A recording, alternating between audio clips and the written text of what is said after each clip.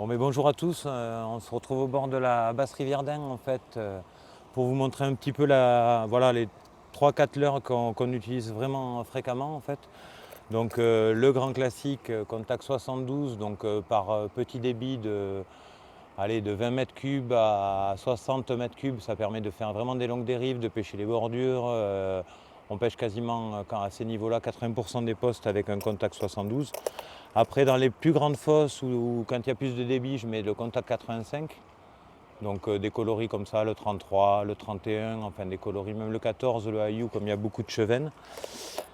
Un leurre qui a très très bien fonctionné, moi je ne suis pas du tout objectif parce que c'est mon préféré depuis des années. En fait, au départ c'était le Cherry Blood, donc medium deep, qui plonge jusqu'à 1,30 m. Donc ça c'est l'avantage par rapport au contact.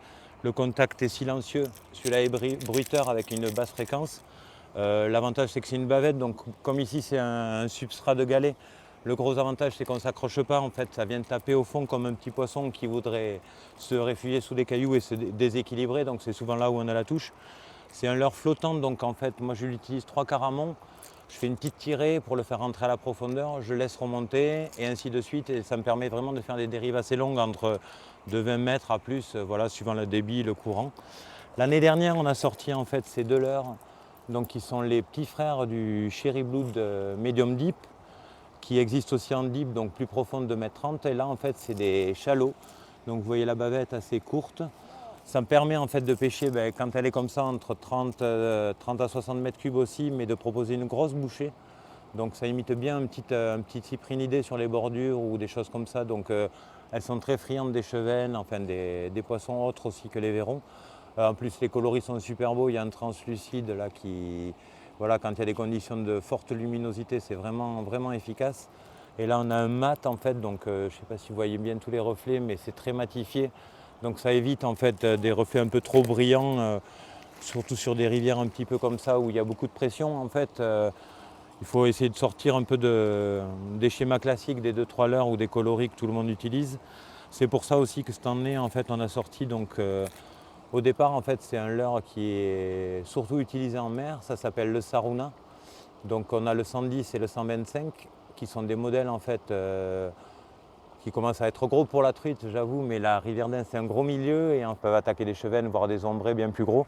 Donc il y a des jours où sur des endroits vraiment où il y a des fosses, où vous connaissez un gros poisson, ça vaut le coup de balancer des fois un gros leurre quand rien ne mord pour essayer d'avoir une réaction, voilà, une réaction. Sur la Dordogne aussi, ça marche très bien, je sais que j'ai des collègues qui l'utilisent. Ils ont fait leur plus grosse rite avec ça et l'avantage c'est que tu peux toucher du brochet, tu peux toucher un peu tout avec ces leurres. Voilà. Et ils se lancent très bien parce que l'autre inconvénient, enfin, ou l'autre point important dans les grandes rivières, en fait, la densité est assez faible, donc il faut prospecter beaucoup, beaucoup de terrain. Donc il faut des leurres qui sont assez loin, qui tiennent le courant. Donc après, on se retrouve vite dans des familles, voilà, de 3-4 modèles. Comme toujours, je ne dis pas que c'est la sélection parfaite et qu'il n'y a pas mieux ou d'autres coloris qui marchent aussi bien. Voilà, moi, c'est mes coloris préférés. Après, voilà, n'hésitez pas à donner vos avis ou vos conseils. Voilà, on est preneurs. Merci.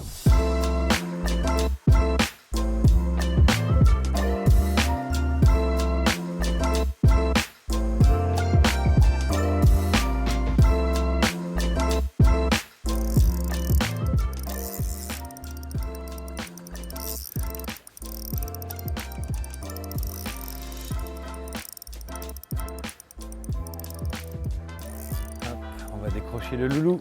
Bon, c'est pas l'espèce convoitée, mais ça fait plier le carbone déjà. Il est pas rendu. Hop, hop là.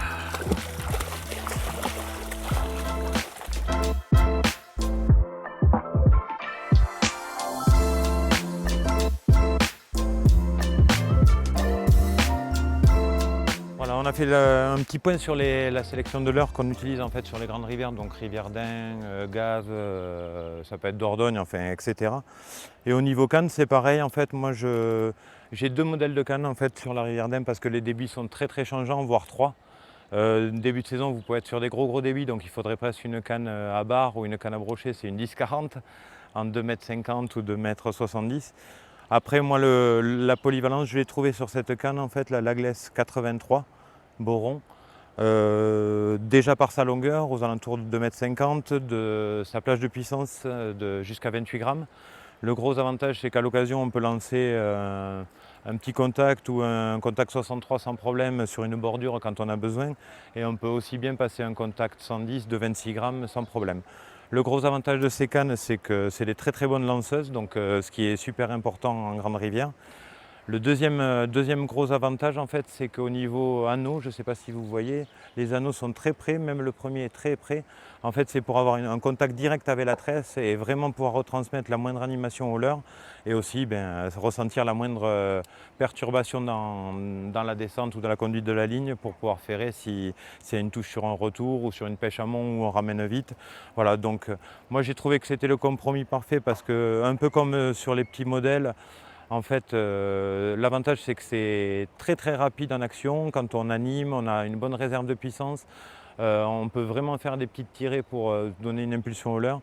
Le gros avantage après, c'est que quand on a un poisson, même un gros poisson qui met des rushs très près ou des coups de tête, grâce au boron, en fait, ça apporte une onctuosité sur la canne, en fait, sur toute la longueur. Et en fait, même sur les gros coups de tête, sur des fils un peu fins, j'ai jamais eu de casse, enfin aucun souci.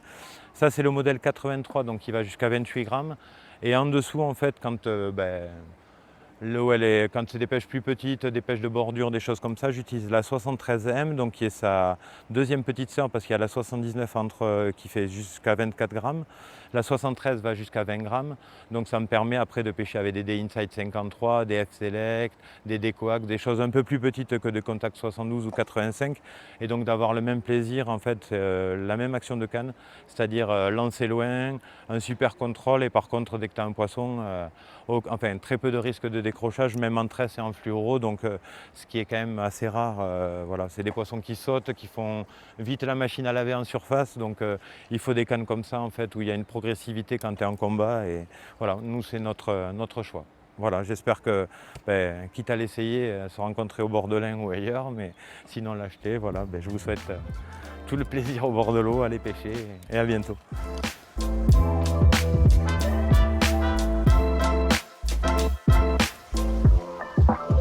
Malheureusement, c'est pas le bon poisson encore, forcément. Il a fait un beau jump pourtant, t'as vu?